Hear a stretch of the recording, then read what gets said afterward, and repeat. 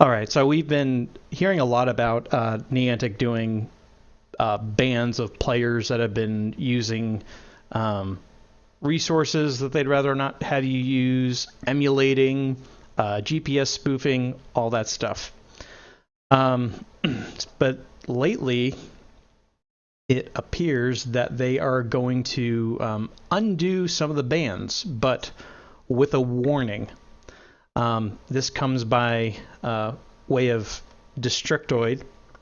Um, they are basically removing some permabans based on, you know, if you have unknowingly used the apps that they don't want you using, like the locator apps, or if you've just leveled up quickly in a legitimate way. Apparently, sometimes you can get banned by doing that. If it looks funny, um, they will go ahead and get you your account back. But they, by the way, this doesn't apply to bots. Anyone using bots, you're still banned.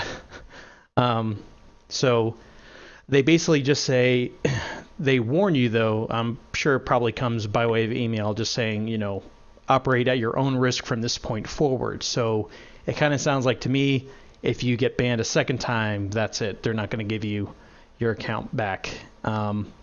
So my opinion on this is it may be, this seems pretty good of Niantic to do this, to kind of sift through and look at their bans and see if there's anything that they really shouldn't have banned, and seeing if it was a mistake or something along those lines.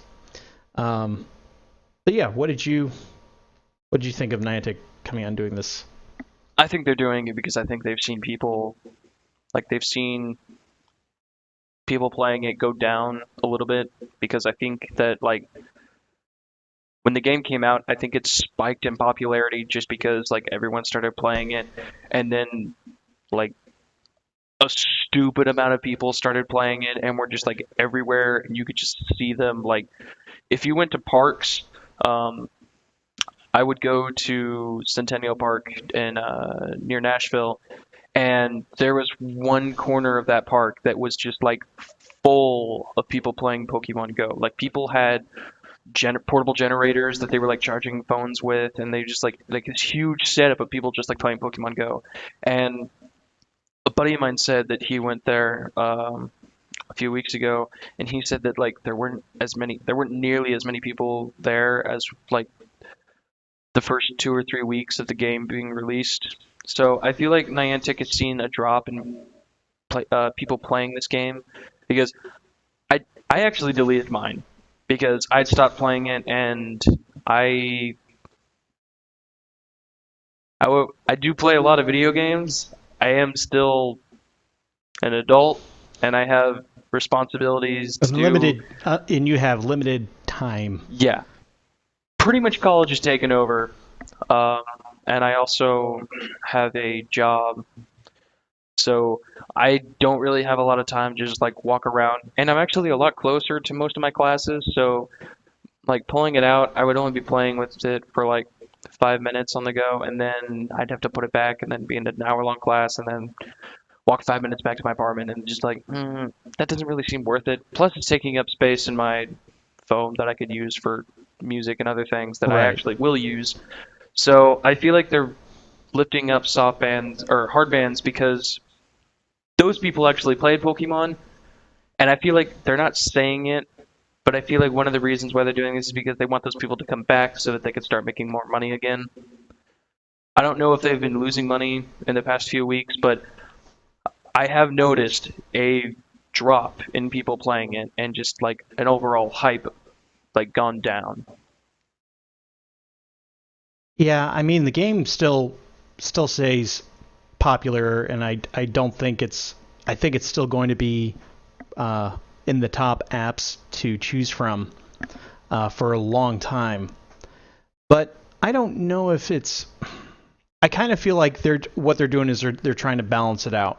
They're trying to um, they're basically giving some people a warning for using those apps and sites that just pull information from the Niantic servers, because they can cause outages if they get overloaded with these websites that are just trying to rip information for, hey, where are the Pokemon located? Come on, tell us.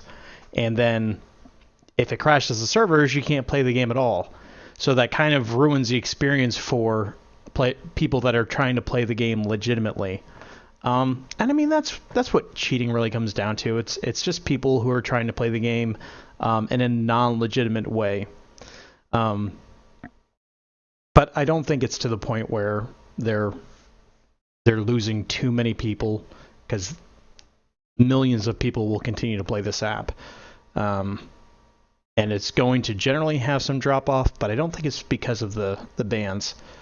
But I think it was definitely good on Niantic to do it, though, to go ahead and kind of have the pendulum swing the other way a little bit.